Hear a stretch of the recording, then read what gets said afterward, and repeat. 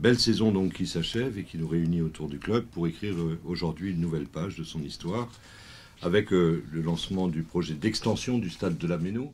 On voudrait le stade de demain avec l'ambiance d'aujourd'hui, donc un stade moderne, ouvert, plus lumineux, évidemment plus grand. On passerait de 26 000 à 32 000 places, dont 3 500 places VIP. On veut vraiment accueillir beaucoup mieux notre public. C'est un stade qui date de 1984, qui a vieilli. On est à 98% plein à tous les matchs.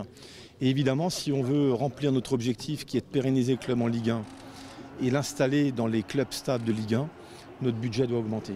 Comment augmenter le budget de 15 à 20 millions ? C'est par les recettes liées au stade. Et pour ça, il faut le rénover. Et on a travaillé vraiment main dans la main avec les collectivités depuis 7 ans, mais plus activement maintenant depuis 3 ans pour essayer d'avoir un projet commun. Il y aura quelques années un petit peu difficiles parce que les travaux vont arriver, mais en tous les cas, ça nous permettra de progresser. Là, on a un calendrier qui est très tendu, on doit aboutir en 2023. Il y a d'abord des études à terminer et faire en sorte que les appels d'offres soient lancés pour les travaux.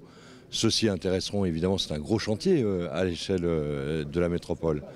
Donc on peut imaginer qu'il y aura beaucoup d'équipes qui répondront à cet appel d'offres.